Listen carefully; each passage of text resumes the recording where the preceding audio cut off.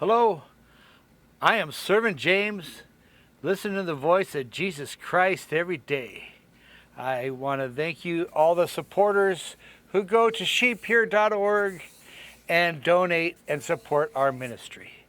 I want to talk today about silent prayer. It's interesting how I had, you know, I'd read a lot of Bible stories when I was a young kid.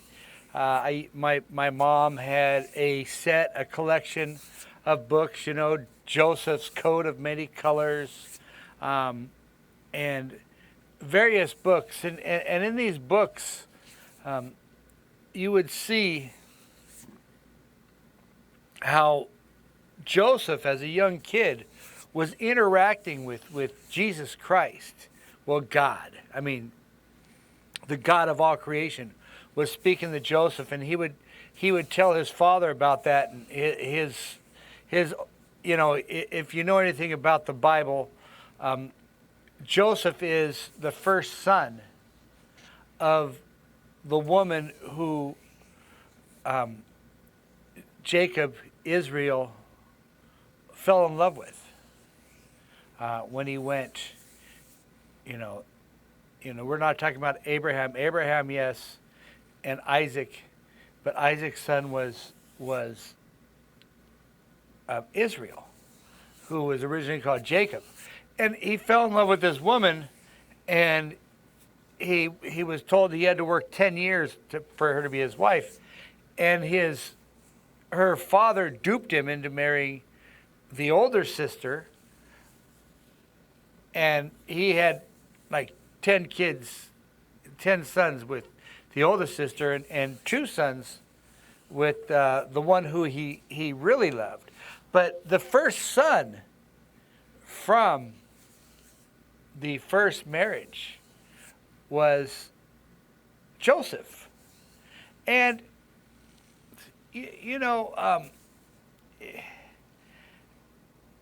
when you finally get what you wanted after years of other things happening to your life, and you get some progress, some movement in your life, regardless of what it is, regardless of what happened, it makes you kind of happy. And Israel had this son, Joseph. Mind you, this is, I'm taking a lot of years and crunching it down to a small amount of time in the Bible. But if you remember, Joseph was taken, his older brothers were jealous. So they took him and they sold him as a slave. They wanted to get rid of him. They wanted their father's attention. They wanted their father's love. They were so upset that he loved Joseph so much that they got rid of him. And they sold him into slavery because, hey, we'll take care of this. We will end this part of their lives where their dad had all these sons, and he was only giving his favor to this one son, which, happens. It did happen. It's in the Bible. And many years later, when you jump forward to the end, Joseph was duping his older brothers. And Joseph at this time had risen to power. And he was duping his older brothers. Because he wasn't sure, they sold him to slavery. He didn't know if they'd sold Benjamin to slavery too, which was his younger brother, through his mother. But what does that have to do with silent prayer? Absolutely nothing. But what in the middle of all of the life of Joseph, as he's going through his life, he has an interaction with God. The God of all creation is speaking to Joseph, and Joseph is wondering, why is this happening to me? Why are all these horrible things happening to me? I'm connecting with the God of all creation, and horrible things after horrible things keep happening, and they were. And he was doing nothing but being faithful and being faithful. And he is being he was sold to slavery, and then he went and rose up in this guy's house, Potiphar, and then he was put in jail because he wouldn't sleep with Potiphar's wife. I think it was Potiphar, whatever.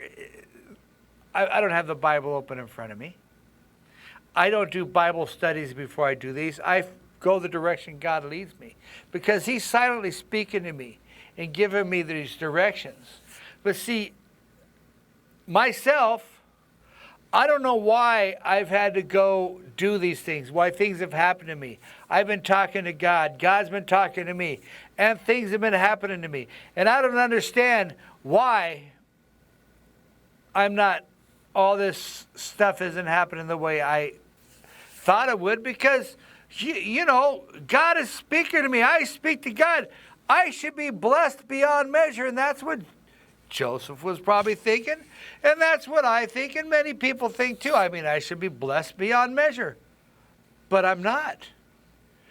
I could see the path of blessing, and I'm in a position where I can actually be mighty blessed.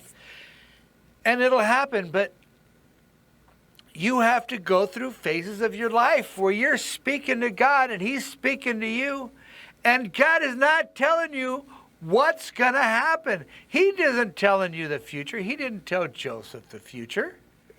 Joseph ended up being blessed beyond measure because of his faithfulness to the God of all creation, who had a relationship with him. And this is available for everybody. Everybody in the world can have this relationship, and you could be blessed in ways you don't know. But we only see what's happening now. I only see what's happening now. I don't understand why certain things happen over time. Why I've gone to many positions and been had things happen that I didn't want to have happen in my life, but they did. But regardless of what happens, regardless if it's for my benefit or not, I have this goal of being truthful to people. I can tell you that I'm not going to tell you something because that's what I'm supposed to do. But as I live my life and as Jesus Christ has been with me, I've had to endure some stuff I didn't want to go through. And I look at Joseph in the Bible, in the Holy Bible, and he was one of my favorite characters when I would read these Bible books, because he had the coat of many colors. And he was loved by his father. And his father was blessing him. And he had jealousy from the other brothers. Yes, they were older than him. And yes, I am older than my younger brothers. But it doesn't matter. What we see is the relationship between Joseph and the God of all creation, who is speaking to him and giving him direction, who's given him, he gives him insight. He tells him things that nobody should know. He gives him visions, and the Bible talks about them. And because of these visions, he told this guy, and he remembers it and tells Pharaoh. And Pharaoh seeks out the advice of this guy who's in prison because of some other guy he had working with him, who had totally forgot Joseph when he got out of jail. Joseph was in jail a long time. Oh God, what am I gonna do? I'm in this terrible place, and he's there. He's being in a bad position. And he's faithful. And bad things are happening to him. Oh God, what's happening to me? And this happens in our lives. And we're faithful. And we're wondering why we're not receiving the blessings. And then one day the guy remembers, oh yeah, you've got these weird dreams, Pharaoh, but there's this guy who helped me out when I was in jail, when I was messing up and I did bad things and you threw me in jail, God. Remember that? Remember that, Pharaoh? And life changed for him. Because of his faithfulness, because of his relationship with the God of all creation. And let me tell you what, most people will not hear the prayers of Joseph or anybody else because they're speaking to them quietly. And even right now, as you go through your life, you don't know what's going on between you and God. But are you praying to him? Do you hear what he's saying to you? Because regardless of what happens, God knows what you're thinking, and he lives with you. And you have a wonderful day. Bye.